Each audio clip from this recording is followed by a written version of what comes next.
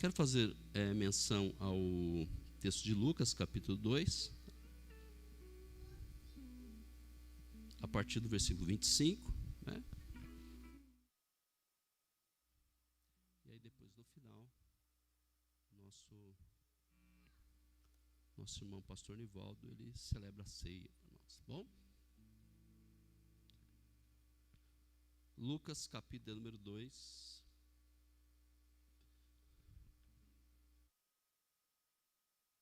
versículo 25, é um texto bastante conhecido. Diz assim: havia em Jerusalém um homem chamado Simeão, que era justo e piedoso, e que esperava a consolação de Israel, e o Espírito Santo estava sobre ele.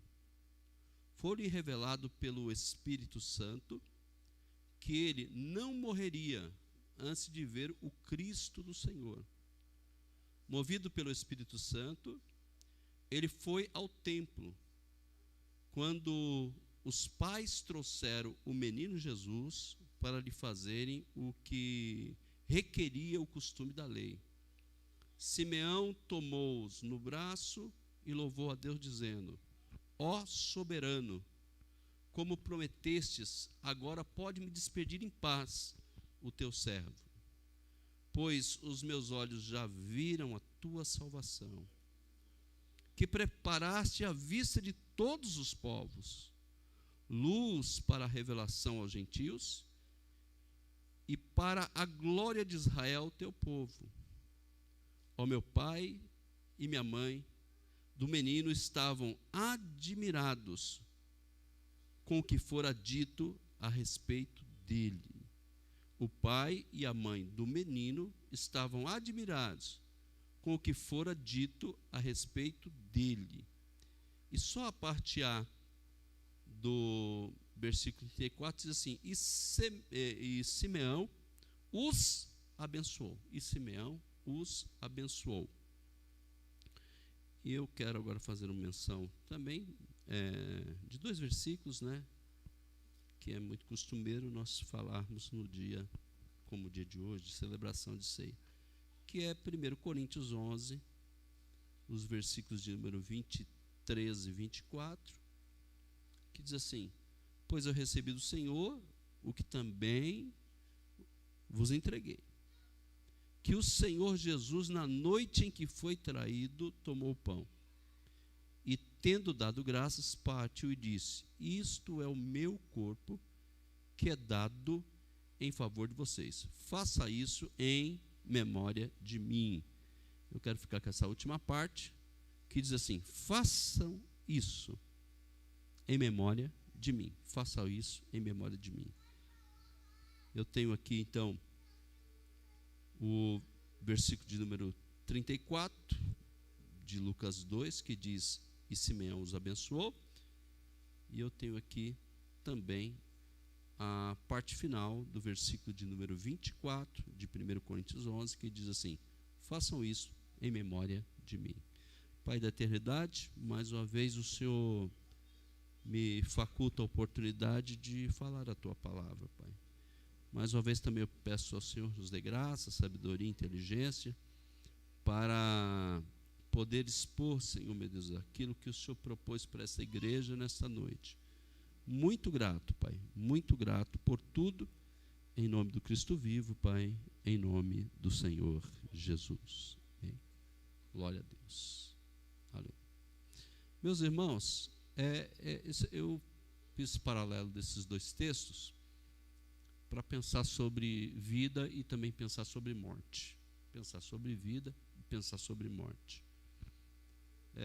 A palavra que nós mais ouvimos nesses últimos dias, né, é claro que chama Covid e também morte, né?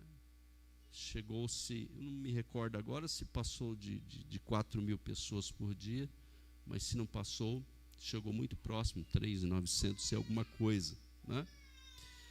E aí eu começo a pensar que para os nossos números ficassem bem mais fáceis de fazer um cálculo aqui nessa noite, eu vou deixar por 3.000 aí, tá? Então, uma média de 3.000 pessoas.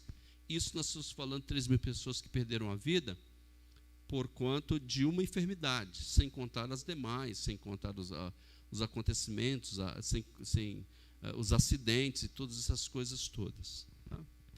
E se nós fizermos um cálculo assim, muito rápido, que diz que a população evangélica, né, ou a população que confessa, né, o cristianismo de uma forma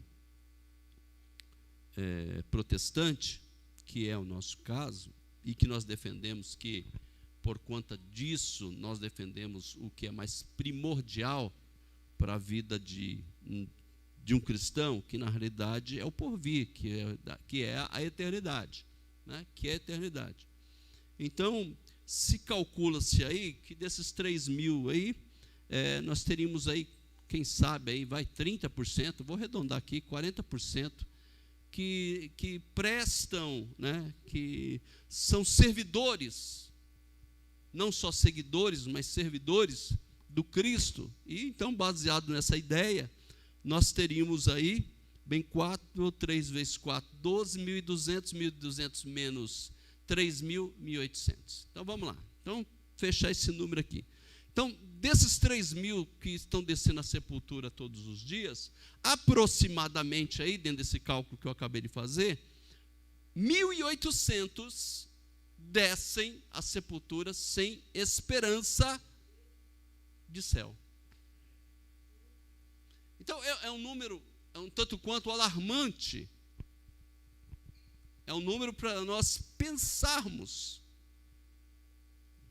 Pensarmos, inclusive, o nosso posicionamento como agentes e mensageiros de Deus na terra. Eu disse aqui nessa noite que eu não entendo que é por um acaso que eu estou vivo. Né? Num país que eu não sei qual é o número de que foram infectados aí, já chegou a 300 e pouco? Chegou, passou, né? Estamos chegando a 400.000 notificados que foram infectados dessa enfermidade, entre eles estou eu. Então, por que Deus levou, por exemplo, pessoas tão mais novas do que eu, talvez com vigor físico muito mais avantageado que eu, no intelecto do que eu, e Deus me poupou, eu estou aqui. Aleluia. Por isso que eu dou glória a Deus, irmão. Porque se ele não tivesse me poupado, não tinha nem como dar glória a Deus, porque a Bíblia diz que os que descem à sepultura não podem, mas eu estou vivo e eu dou glórias ao Cordeiro de Deus. Aleluia.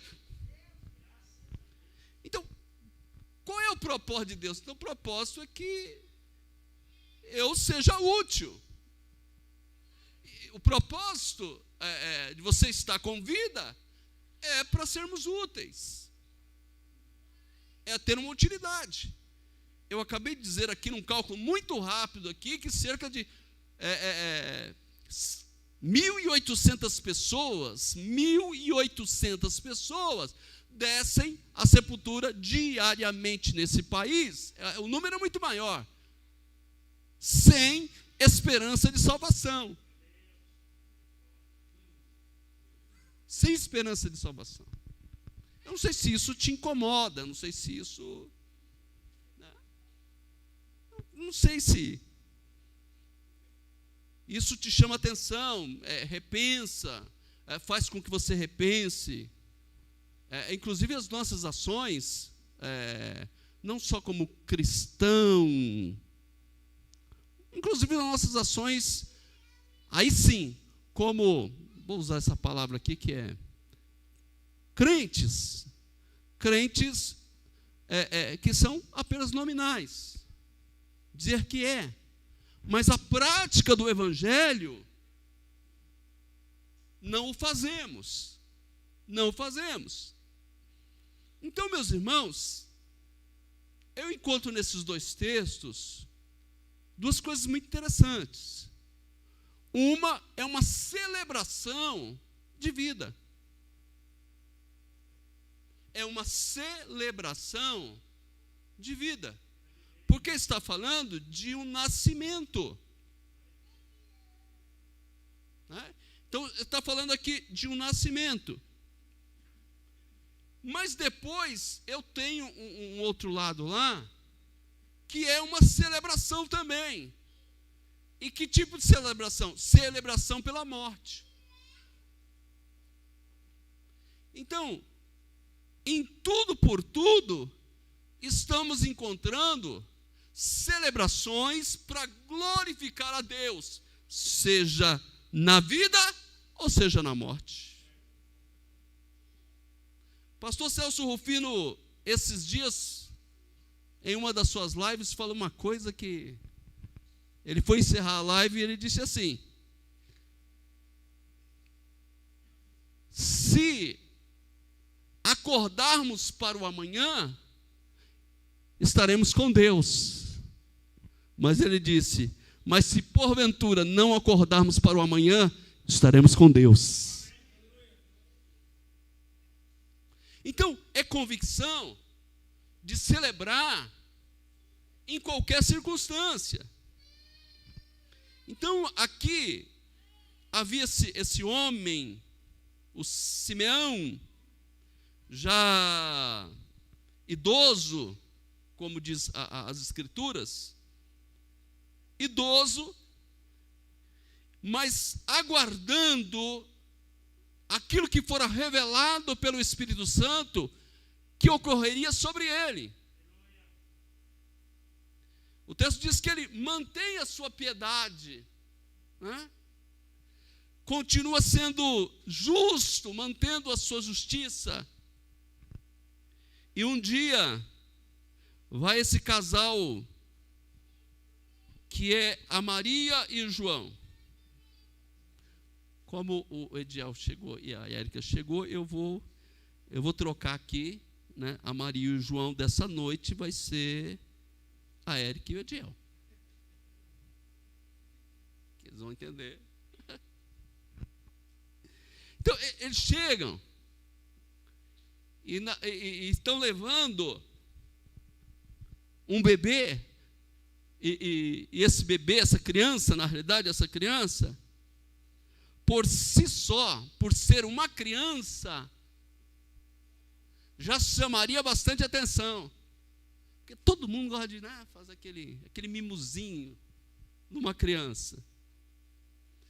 Mas o texto diz que quando Simeão, então, recebe o menino, e o texto aqui vai dizer aqui também, no versículo 27, que ele está como que em casa, e vai dizer assim: mas movido pelo Espírito Santo, ele disse: vou para o templo.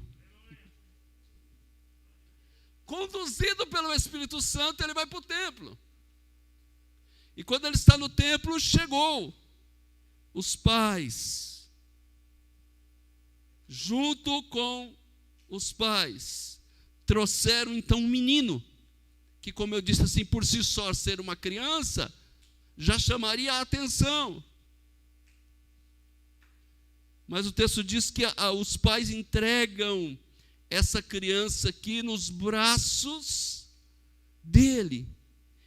E quando ele pega na criança, olha o que diz o texto, irmãos. Ele começa a louvar a Deus. E com que palavras que ele vai louvar a Deus? Ó soberano, como prometestes. Como o Senhor me prometeu. Como o Senhor, podemos dizer aqui, porque o texto também está dizendo isso daqui, como me fora revelado pelo Espírito, que eu não morreria antes de ver o Cristo do Senhor. Aleluia, glória a Deus. Aleluia. E ele vai. Ele começa, então, a louvar a Deus. Pois os meus olhos já viram a tua salvação. Senhor, o Senhor pode me despedir. Olha o que ele está dizendo. O Senhor pode me despedir desse mundo.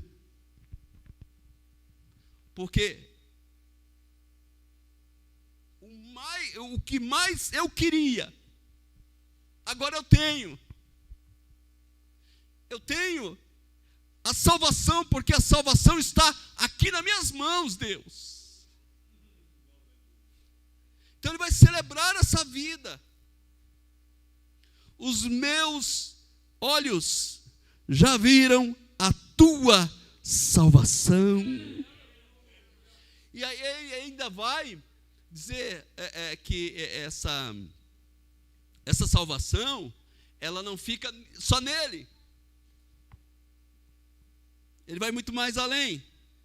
Que preparaste à vista de todos os povos, luz para a revelação aos gentios. E esse negócio de luz é um negócio extremamente interessante, irmãos. Extremamente interessante. Aliás, o próprio Senhor Jesus vai dizer o seguinte, que andemos na luz, andamos no dia, porque na escuridão nós podemos tropeçar. Certamente tropeçaríamos. E eu estava pensando esses dias em casa, eu tinha ouvido o pastor Tadeu, que esteve aqui. Outro dia eu estava ouvindo ele, uma palavra dele lá, rapidinha, acho que uns 10 minutinhos. E ele falou um negócio assim que eu fiquei pensativo. Mas aqui, irmãos, essa questão da luz, ela é tão importante,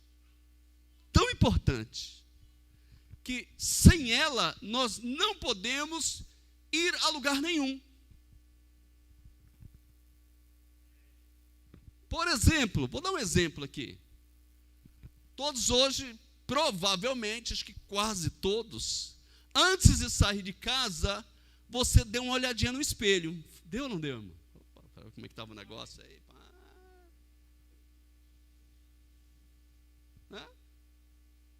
Agora pensa numa coisa. Pensa se está o espelho aonde você viu lá a sua imagem. No mesmo lugar, porém escuro. Adianta ter o espelho? Não. Você só consegue enxergar por quê? Por causa da luz. E aí o Simeão está dizendo assim, ó, luz para a revelação aos gentios. Precisamos andar em luz. E para a glória de Israel, teu povo. E quem está ouvindo aqui são os pais. E o texto vai dizer assim que eles ficam admirados. Porque qual que é a ideia aqui desse pai e dessa mãe? Vou lá cumprir o ritual. Ele é primogênito. A lei de Moisés diz que o costume é esse, que trouxesse aqui, ó, quando os pais trouxeram o menino para fazer o que requeria o costume da lei. O que eles foram fazer? Cumprir a lei. Você acha que eles nunca viram? Absolutamente nunca viram alguém trazendo lá uma criança para o sacerdote, enfim, para aquele fazer a apresentação? Eles cansaram de ver. Só que quando Simeão pega e abraça o Senhor Jesus, aleluia, ele olha e diz, esse é luz para o mundo. Os pais ficam admirados. Os pais ficam tão admirados, porque agora eles começam a ter uma lembrança. Lá atrás, ainda na gestação, no início, na realidade, da gestação de Maria. Porque quem aparece lá? O anjo Gabriel, enviado por quem? Pelo próprio Deus. A quem o anjo aparece? Aparece para João, dizendo para ele o seguinte, fica tranquilo, o menino que está sendo gerado no ventre lá da sua noiva, não é de nenhum homem, mas é do Espírito Santo de Deus. E quais as palavras que o anjo diz para João? Me desculpe, para José. Estou dando até o filho para a pessoa errada. José.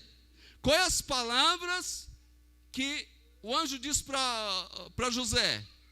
Diz assim: e ele será a salvação do mundo. Ele trará luz para o mundo. Lá na frente, o primo João, agora é o João.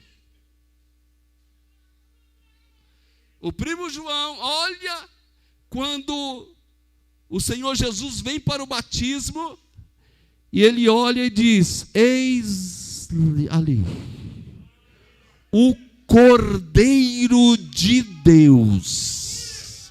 Olha que coisa linda.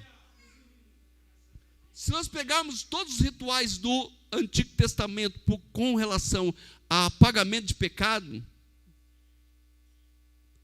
era feito para quê? Para cobrir. O cidadão pecou, ele levava lá o que tinha que ir lá, o cordeiro, a pombinha, enfim. E quando o sacerdote então entrava lá, apresentava, o que acontecia? Cobria. Mas veio o homem da luz. E aí então João testifica dizendo assim, ó, aleluia, lá vem o Cordeiro de Deus. Ele não cobre, não encobre, não cobre, ele tira o pecado do mundo. Glória a Deus. Então estamos celebrando a vida. Estamos celebrando a vida. Estamos celebrando a vida de uma criança, que essa criança vai transformar o mundo. Só que o apóstolo Paulo, dando instruções sobre a celebração da ceia, ele dita as palavras que o Senhor Jesus havia dito. Aleluia. O pastor Jair até leu já hoje, aqui nessa noite. E aí por isso que eu deixei separado aqui esses versículos, o 23, mas principalmente o 24, que diz: e tendo dado graças, partiu e disse: esse meu corpo, que é dado em favor de vocês. E olha aqui, façam isso, fazendo memória da minha morte. Um celebrando a vida e glorificando a Deus. O outro celebrando a morte, trazendo a memória de nós, aleluia, e celebrando a Deus. Então qual que é o nosso posicionamento como crentes? Qual é o nosso posicionamento? Celebrar. Celebrar a cada amanhecer. Celebrar. Porque o cliente veio. Celebrar se o cliente não veio. Celebrar. Vocês vão falar assim, esse cara está ficando maluco. Ele vai falar. Celebrar quando o teste deu positivo.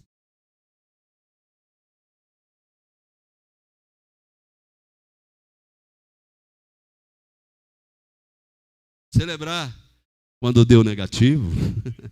É mais fácil. Celebrar, agradecer. Agradecer. Fazer como Simeão. Senhor, o Senhor prometeu e cumpriu. Há uma salvação. Essa salvação, Senhor, me alcançou. Eu tenho tanta convicção que essa salvação me alcançou, que eu sou capaz, aleluia, de dizer: Senhor, aleluia, glória a Deus, o Senhor já pode dispensar o seu servo em paz. Céu. Acho que a primeira palavra, uma das primeiras palavras que eu falei nesse culto hoje foi: céu. Quem está indo para o céu? Deixa eu fazer uma pergunta, quem sabe você mudou de ideia. Quem está indo para o céu? Celebre. Celebre, glória a Deus. A salvação já está posta. A luz, aleluia, já tomou conta das nossas vidas. Ele nasceu, aleluia. Ele foi para os braços daquele homem e o homem celebrou, glórias a Deus, disse: Senhor, os meus olhos viram a tua salvação. Glória a Deus. E eu finalizo para nós fazermos a apresentação de duas crianças lindas, irmãos. Então deixa eu lembrar aqui dessa questão de fazer memória de mim. Fazer memória. Na realidade, se você ler todo o capítulo número 11, ele vai começar dizendo assim, ó: eu louvo a vocês, falando para os crentes que estão na cidade de Corinto, eu louvo a vocês porque vocês andaram assim, vocês estão assim, vocês estão assim e vocês estão assim. Ele está dizendo assim: eu louvo a Deus por causa de vocês. Está fazendo diversos elogios. Na realidade, ele começa dizendo assim, ó: seja meus imitadores como eu sou de Cristo. Depois ele fala assim, ó: eu louvo a Deus porquanto as suas posições, como vocês estão andando no caminho que foi ensinado para vocês. Aí quando chega lá na metade, quando chega lá no versículo 17, para ser mais exato, ele diz assim: entretanto, eu não louvo em alguns ajuntamentos que vocês estão fazendo, trazendo aqui para os dias de hoje, porque vocês estão olhando só para vocês mesmos. Vocês estão sendo tão capazes de, inclusive, saciar a fome. Aliás, ele usa a expressão: vocês estão sendo tão capazes de ficar bêbados de tanto vinho que vocês estão tomando, sendo que o que está do lado está morrendo de fome. Ele disse: nisso eu não louvo.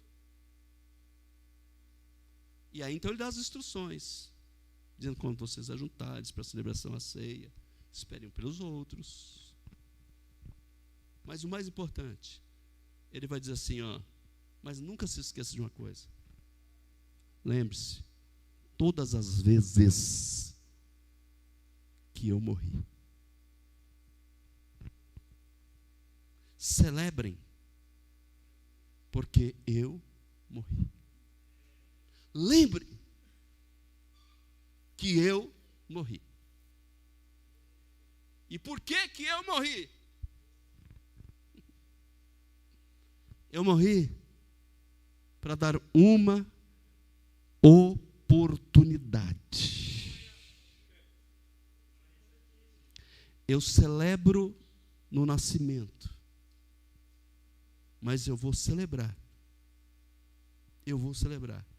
Porque eu vou fazer memória daquele, aleluia,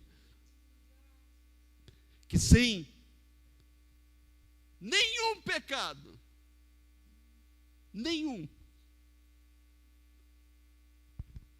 deixou-se, como diz as Escrituras, deixou-se se esvaziar de si mesmo,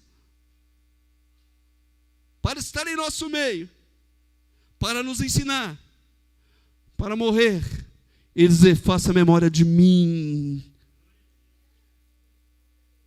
Porque como disse o Simeão lá em Lucas 2, porque agora eu vi a salvação. Meu irmão, pensa nisso. Antes de qualquer reclamação, antes de qualquer achismo, lembre-se, faça memória daquele que morreu para me dar essa oportunidade. Que nós possamos abraçar essa oportunidade. Abraçar. Glória a Deus. Aleluia.